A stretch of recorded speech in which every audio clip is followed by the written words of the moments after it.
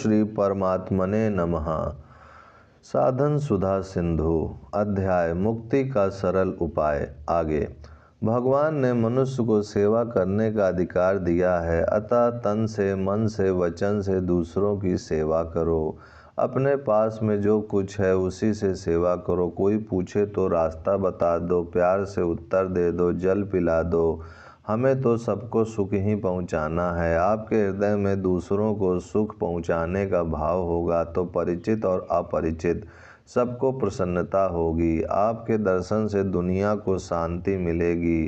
कितनी उत्तम बात है। कुछ भी ना कर सको तो बैठे बैठे मन में विचार करो कि सब सुखी कैसे हो जाएं, सब भगवान के भक्त कैसे हो जाएं। भगवान से कहो कि हे नाथ, सब आपके भक्त हो जाएं, सब आपके भजन में लग जाएं, सब सत्संग में लग जाएं, सब सत्शास्त्र में लग जाएं। अच्छी पुस्तकों से बहुत लाभ होता है। मैंने पुस्तकों से बहुत लाभ उठाया है और अब भी उठा रहा हूँ। आप भी देखो, यह असली लाभ की बात है। दूसरों को अच्छी पुस्तकें पढ़ने के लिए दो और कहो कि एक बार पढ़कर देखो तो सही, शायद आपको बढ़िया लगे। पढ़कर हमें लौटा देना और दूसरी पुस्तक ले लेना। इस तरह अच्छी पुस्तकों का प्रचार करो जिससे लोगों का भाव बदले। इसके समान दूसरी सेवा नहीं है। दान पुण्य से बढ़कर सेवा है यह। दूसरे को सत्शास्त्र में लगा देना, भजन में लगा देना, सत्संग में लगा देना बहुत ऊंची सेवा है। मुफ्त में कल्याण होता है। कलकत्ते के एक वैश्य भाई ने मेरे से कहा कि हमारे जो मालिक हैं वे रोजाना कहा करते थे कि तुम सत्संग में चलो, परंतु मेरे को अच्छा नहीं लगता था। जब उन्होंने कई बार कह दिया तब सोचा कि ये कहते हैं तो चलो। वे सत्संग में गए, केवल इस लिहाज से गए कि ये मालिक हैं और बार बार कहते हैं तो सत्संग में चलो। काम खोटी होगा तो इनका होगा। वे सत्संग में गए तो उनका मन लग गया और वे रोजाना जाने लग गए। ऐसे ही हरेक को प्यार से, स्नेह से सत्संग में लगाओ। भीतर में यह भाव रखो कि सबका कल्याण हो जाए, सबका उद्धार हो जाए, सबकी मुक्ति हो जाए। पाप करने वाले, अन्याय करने वाले, खराब रास्ते जाने वाले भी अपने को दिखें तो समझना चाहिए कि ये भगवान के प्यारे हैं। भगवान ने सब मम प्रिय कहा है, यह नहीं कहा कि भक्त मम प्रिय। उन्होंने मात्र जीव को अपना प्यारा बताया है। अतः जो पाप अन्याय करते हैं वे भी भगवान के प्यारे हैं, पर भगवान के लाड में बिगड़े हुए हैं। ज़्यादा लाड करने से बच्चा बिगड़ जाता है, इसलिए उन पर दया करो और उनको भगवान में लगाओ। भगवान के सम्मुख करो। कोई रोगी है पर हमारे में उसको निरोग करने की योग्यता नहीं है तो उसको वहाँ ले जाओ जहाँ मुफ्त में दवाई मिलती हो। ऐसे ही जो पाप करने में लगे हुए हैं उनको अच्छी बातें सुनाओ, पुस्तकें दो। यह नहीं कर सको तो उनको सत्संग ले जाओ। सत्संग एक औषधालय है, यहाँ आने पर कोई ना कोई दवा लागू पड़ जाएगी। हमारे को कलकत्ते में एक सज्जन मिले। उन्होंने एक बहुत बढ़िया बात बताई कि मैं भगवान से कहता हूँ, हे नाथ, सबका पालन तो आपको करना है ही। कहीं कहीं मेरे को भी मौका दे दो, मेरे को भी निमित्त बना दो। किसी को अन्न दे दो, किसी को वस्त्र दे दो, किसी की सहायता कर दें, किसी को कुछ दे दें। करना भी आपको है, देना भी आपको है, पर साथ में थोड़ा सा मेरे को भी निमित्त बना दो। इस तरह आप भी भगवान से कहो कि हे नाथ, आप सभी का पालन पोषण करते हैं और सभी आपको प्यारे हैं। इतनी कृपा और करो कि कहीं ना कहीं मेरे को भी निमित्त बना दो। जहाँ योग समझो उस जगह लगा दो। किसी तरह से मैं भी लोगों के हित में निमित्त बन जाऊं। ऐसे भगवान से कहो और अपनी तरफ से ऐसा भाव रखो कि सब भगवान के भक्त बन जाएं। यहाँ एक सज्जन थे। वटवृक्ष के नीचे सत्संग हो रहा था। उधर बद्रीनारायण की तरफ जो रास्ता जाता है उस पर कई लोग जा रहे थे। उनको देखकर वे सज्जन कहते थे कि मेरे मन में आता है कि वे लोग उधर से जा रहे हैं, अगर यहाँ से होकर जाएं तो थोड़ा सत्संग कर लें। ऐसा भाव बनाने में कोई पैसा लगता है? भगवान कहते हैं, जो प्राणी मात्र के हित में रत है वे मेरे को ही प्राप्त होते हैं। प्राणी मात्र के हित का भाव भजन है। भजन भी वजनदार है, मामूली नहीं। बीमार पड़े हो तो पड़े पड़े भी भाव यह रखो कि सब भगवान के भक्त हो जाएं। हे नाथ, सब आपके दर्शन में लग जाएं, आपके प्रेम में लग जाएं, आपके भजन में लग जाएं। कितनी बढ़िया बात है। वे भजन में लगे या ना लगे यह आपका ठेका नहीं है।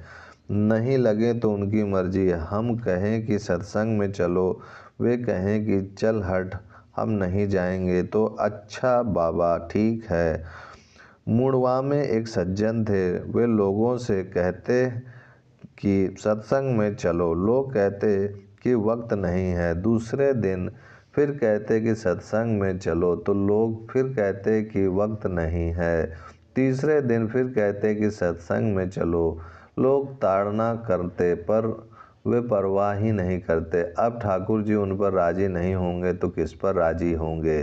किसी से कुछ लेना नहीं, कोई स्वार्थ का संबंध नहीं, फिर भी भाव यह कि लोग सत्संग में लग जाएं, भजन में लग जाएं, भगवान के सम्मुख हो जाएं। ऐसा भाव बनाने में क्या खर्चा लगता है आपका? एक कहावत आती है, हिंग लगे ना फिटकड़ी, रंग झकाझक आए। आध्यात्मिक उन्नति करने की यह अटकल किसी किसी के हाथ लगती है। ऐसी बढ़िया विद्या है यह। श्रोता, अभी आपने कहा कि भगवान से प्रार्थना करें कि हमें भी थोड़ा सेवा का मौका दो, तो ऐसा भगवान से कहना अच्छा है या सेवा करने वाली संस्थाओं में जाकर कहना अच्छा है? स्वामी जी, दोनों ही करो। हम भिक्षा को जाते हैं तो माई पूछती है कि महाराज रोटी लाऊं या खिचड़ी, तो हम कहते हैं कि रोटी के ऊपर खिचड़ी ले आ, हमें तो नफ़े की बात लेनी है। किसी ने पंडित जी से पूछा कि महाराज आप भोजन करोगे कि परोसा ले जाओगे? वे बोले कि भोजन भी करेंगे, परोसा भी ले जाएंगे और यजमान को राजी भी रखेंगे। ऐसा आप भी करो, खुद भी लगो औरों को भी लगाओ। जैसे धनी आदमी की तरह तरह से आमदनी होती है, चारों तरफ से धन आता है, ऐसे आप भी सच्चे हृदय से लग जाओ तो चारों तरफ से लाभ हो जाए। श्रोता, जब सब भगवान के प्रिय हैं तो फिर संसार में अन्याय क्यों हो रहा है? स्वामी जी, अन्याय होता नहीं है, अन्याय करते हैं। अन्याय करने वाला जिसको कष्ट देता है वह उसके पापों का फल है, जिसको भोग कर वह शुद्ध हो रहा है, अतः उस पर अन्याय नहीं होता। प्रत्यतु करने वाला अन्याय करता है। मैंने पहले ही कह दिया कि भगवान की सृष्टि में कपूत सपूत सब तरह के होते हैं, परंतु जिसको दुख दिया जा रहा है उसका बुरा नहीं हो रहा है, प्रत्यतु उसका भला हो रहा है। अपने पापों का फल भोग कर वह शुद्ध पवित्र हो रहा है। अतः कोई कहे कि हमारे पर अन्याय हो रहा है तो बिल्कुल झूठी बात है।